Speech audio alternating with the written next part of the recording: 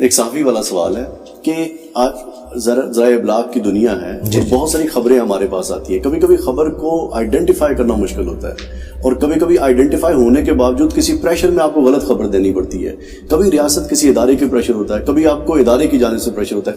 یہ تمام پریشرز اور کبھی کبھی آپ کی ذاتی طور پہ منافقت کا شکار ہو جاتے ہیں، اس ساری صورتحال میں ایک صحافی کی کیا ذمہ داری ہو؟ ذمہ داری تو یہ کہ صحافی تو پھر دلیر ہونا چاہیے. میں تو کہتا ہوں صحافی جو ہیں یہ مجاہد ہیں. تو پھر ارشد شریف کی طرح ہو جائے. نہیں، وہ تو ایک علیحدہ ٹاپک ہے، میں اس طرف آؤں گا. ارشد شریف صاحب نے جو اپنے زمانے میں گل کھلائے ہوئے، وہ ان کو جب وہ اے آر وائی پہ بیٹھ کے دوسرے لوگوں کی پگڑیاں اچھالتے تھے اس وقت ان کو صحافت نہیں تھی یاد آتی. آج ان سب کے ساتھ کیا ہو رہا ہے؟ عمران ریاض، حقیقت ٹی وی، یہ لوگ کیا کرتے رہے؟ اب انہیں معید پیرزادہ نے تو خود مطیع اللہ جان کو ہائی کورٹ کے اندر کہا ہے کہ ہم لوگ ان کے اعلی کار بنے رہے. تو بھگتو نا اب سزا. تم نے بھی تو لوگوں کی پگڑیاں اچھالی تھی نا. تو آج تم پھر یہ مکافات عمل تمہارے ساتھ ہوا ہے نا.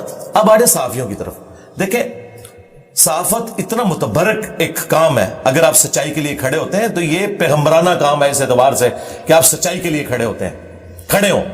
قرآن میں اللہ تعالیٰ نے سورۃ الحجرات میں فرمایا کہ اگر کوئی فاسق خبر لے کے آئے نا تو اسے آگے نہیں آپ نے پھیلانا جب تک آپ اس کی تصدیق نہ کر لیں.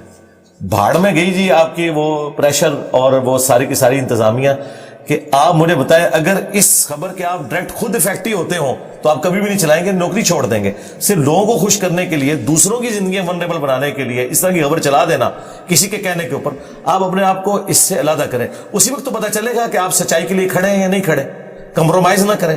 دیکھیں جن صحافیوں نے اصولوں میں کمپرومائز نہیں کیا نا، سید طلعت حسین کتنی نوکریاں چھوڑی، آج کریڈیبلٹی ہے، کسی کی جرت نہیں ہاتھ ڈال جائے. لیکن جو لوگ ابن الوقت مان جاتے ہیں نا، سید طلعت حسین کو بھی دکھایا گیا تھا کہ جی یہ فلاں فلاں فیملیز چور ہیں، یہ ہے. اس نے کہا بھائی میں انڈیپینڈنٹلی ثابت اگر ہوا تو میں خبر دوں گا، ادروائز میں آپ کا اعلی کار نہیں بنوں گا. عمران ریاض خان صاحب بن گئے. اب وہ کہہ رہے ہیں، وہ کیوں چیخ رہے بار بار؟